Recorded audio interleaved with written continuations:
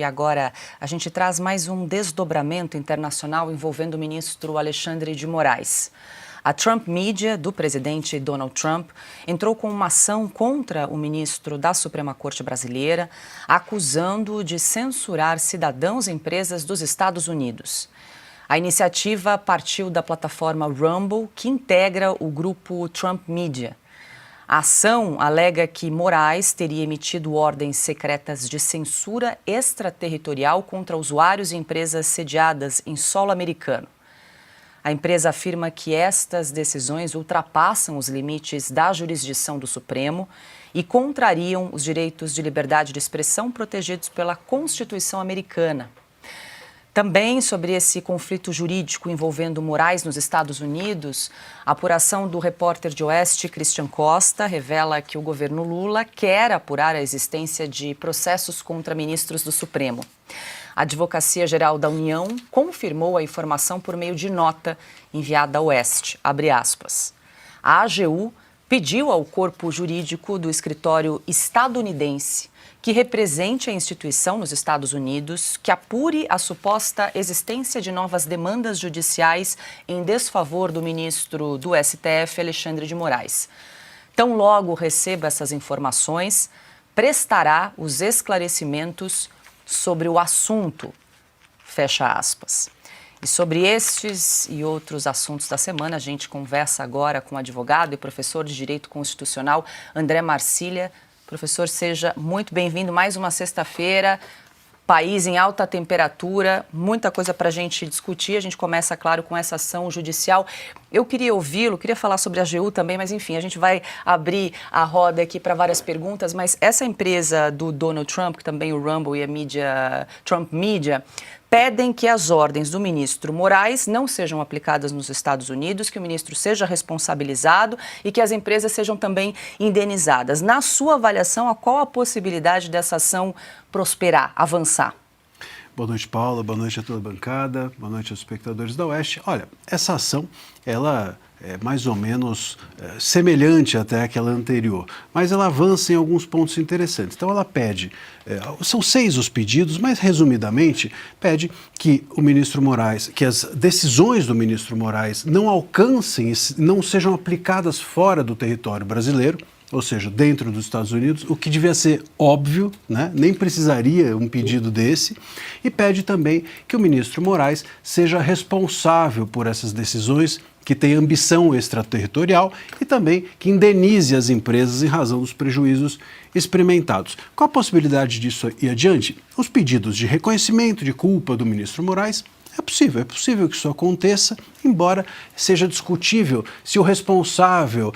A gente tem uma visão um pouco de mimar os ministros às decisões judiciais. Então, é o Estado que é o responsável por uma decisão do ministro ou é o próprio ministro? Tem essa discussão. Mas, enfim, é possível que essa culpa vá adiante, é possível que, sem dúvida, algumas decisões não sejam aplicadas fora dos Estados Unidos. Agora, para que o ministro tenha de indenizar, essa decisão precisa ser validada e homologada aqui no Brasil, porque essa indenização ocorreria dentro do território brasileiro. Então, do mesmo jeito que a decisão do ministro Moraes não pode valer fora, a decisão de um juiz norte-americano não pode valer aqui no Brasil. Deixa eu já aproveitar e incluir a Ana na conversa, que imagino que mais essa ação contra o ministro Moraes aí na Justiça Americana tenha repercutido bastante nos Estados Unidos, Ana. Sim, Paula, bastante. Boa noite, professor. Bom, professor, antes de pedir a sua explicação sobre um termo que hoje foi muito falado aqui nos Estados Unidos, né, que está inclusive nesse processo, o punitive damages, eu não sei se seria danos compensatórios, enfim. Eu acho que é importante nós mostrarmos para a nossa audiência uma outra falácia também do governo, da própria AGU, que foi acionada para defender o ministro aqui nos Estados Unidos, de que o ministro não teria extrapolado a sua jurisdição e ter mandado. Mas está aí. Nós temos 3 matérias da época do Globo. Alexandre de Moraes determina bloqueio de perfis bolsonaristas no Twitter. A nível internacional, a CNN, Facebook cumpre ordem de Moraes e faz bloqueio global de contas de bolsonaristas. E no Correio Brasiliense, Moraes determina bloqueio global de contas de bolsonaristas no Twitter. Então, professor, suas considerações em relação a essas manchetes do passado e o que podemos chamar de punitive damages, já que a Apple também parece que vai entrar nesse processo. Boa noite, Ana. A gente poderia fazer uma analogia mal aproximada aqui aos nossos danos morais, aos danos coletivos e justamente aos prejuízos experimentados que deveriam ser compensados, que é esse último ponto que eu mencionei, que precisaria de uma homologação aqui do STJ, aqui no Brasil isso é feito pelo STJ, para ser vigente no Brasil. Ele precisaria reconhecer a validade dessa decisão para que para que uma decisão possa ser executada aqui. Então vamos lá, para o Moraes. Que é improvável. O que é totalmente improvável. Porque para o Moraes ou para o Estado ter de reembolsar ou pagar uma indenização, claro, isso vai ter que acontecer aqui dentro, a não ser que o ministro tenha contas lá fora, o que parece que não é o caso. Mas esse me parece o ponto. Você tocou esse tópico é muito importante, a AGU. A gente naturaliza a atuação da AGU lá fora, contrata escritório. A AGU não é um departamento do governo. A AGU está prevista na Constituição, artigo 131, e ele é um órgão que representa a União. A União não é governo, o Moraes não é o STF e o STF também não é governo. Então a gente confunde tudo. Então uma ação contra o ministro Moraes, o que a AGU está fazendo nisso? Nada a ver. Nada a ver. E muito menos fora do Brasil. Muito menos gastando dinheiro público lá fora do país, fazendo contratações, monitorando. Quer dizer, totalmente arbitrário, totalmente fora da casinha, a atuação da AGU nesse caso e em outros mais é inconstitucional. Isso não dá causa à improbidade administrativa? Sem dúvida, sem dúvida. E isso é motivo de impeachment, não é, em algum momento? É motivo de impeachment e possivelmente configuraria crime de improbidade. A gente tem, quando a gente descumpre um dos artigos ou dos princípios do 37 da Constituição que fala de impessoalidade, porque isso é impessoalidade. Claro. É você tratar um órgão de Estado como se fosse sua casa. É basicamente isso. Então, eu coloco à disposição um órgão que deve representar a União, à disposição do STF, à disposição do governo, à disposição de um dos ministros do STF. Isso fere a impessoalidade que está no 37, gera crime de improbidade administrativa e outros mais elementos também criminais que podem ser imputados. Augusto. Professor, que normas o ministro Moraes está atropelando ao estender as decisões dele punitivas aos parentes de uma deputada punida por ele, a Carla Zambelli? Pois é, a gente tem, Augusto, no artigo 5º da Constituição, que é o principal artigo da nossa Constituição, é lá que estão as cláusulas pétreas, é lá que estão os direitos fundamentais brasileiros, e um deles, inclusive, é exatamente esse. Não é possível você ampliar a pena para além do condenado. Devia ser um negócio óbvio, né? Quer dizer, se você é o condenado, eu não posso punir sua família. Claro. Senão a gente volta lá para a Idade Média. Família que pode até discordar do que está fazendo. Claro. Pode até discordar, pode, se quer saber, pode não estar a par, pode ser alheia ao processo. Imagina só, então você pune. Isso me lembra aquelas punições da época do Tiradentes, que o rei absoluto. 10 gerações. 10 gerações salga a casa, todo mundo tem de ser desterrado. Isso é uma loucura completa. É justamente por isso que está na Constituição como um princípio. E o outro princípio é ninguém pode ser punido sem um devido processo legal. É óbvio que você não pode ser punido sem saber por quê. De novo, a gente aqui pode fazer uma lembrança do processo de Kafka. Exatamente isso. A pessoa não sabe o que está acontecendo e é punida, levada. Quer dizer, a gente está no básico do direito. Quando a gente pune terceiros alheios ao processo e que não tem relação com a pessoa, ou relação direta com o caso em que a pessoa está sendo condenada. E esse caso de estender a punição para familiares da deputada pode ser favorável numa análise de extradição de um juiz italiano, por exemplo? Sem dúvida, porque um dos princípios básicos para você extraditar ou não alguém, essa decisão é se o julgamento foi político. E o julgamento ele não é político apenas no mérito, no objeto, naquilo que levou a ser julgado. Não é só o tipo penal ali que está em Não é jogo. só o tipo penal, é a condução. Eu sempre digo, um processo democrático, ele é democrático sobretudo no percurso que ele faz, senão bastava o resultado. O resultado não é o que importa mais, o que importa é o que você faz para chegar no resultado. Então, se você condena alguém, ainda que por uma razão correta, mas de uma forma incorreta, você age politicamente e isso sim pode também ser um fator de negar a extradição. Alexandre, tem pergunta para o professor Marcília nessa noite? Professor, aproveitando seu conhecimento e a sua experiência, né? Com base nos usos e costumes da justiça italiana em casos semelhantes, vale dizer, Salvatore Cacciola, por exemplo, ela é cidadã italiana. O que poderia o senhor prever a respeito desse caso?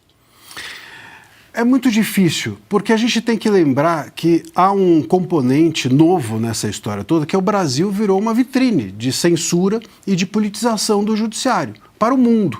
Então, estão, imagino eu, todos atentos ao que está acontecendo aqui. Mais uma decisão, portanto, do ministro Moraes. Esse processo, até que a gente já mencionou aqui, da Trump Media, com a Rumble, isso tem um elemento simbólico relevante, que é de espalhar essa história toda para o mundo, espalhar o Brasil como um case de censura relevante. E isso faz chegar nos governos dos países mais civilizados, enfim, que estão atentos ao que acontece aqui dentro. Então, eu creio que isso possa ser um elemento a levar a Itália a tomar uma decisão mais do que necessariamente o histórico dela. Diga, Piotr. Eu vou voltar nessa questão da família, a mãe e o filho sem redes sociais, aproveitando que o Alexandre está aqui, o Alexandre sempre fala a ágora moderna são as redes sociais. E ninguém, a família não é culpada, ela tem direito de se manifestar contrária, emitir uma opinião contrária à decisão da justiça, é do ambiente democrático.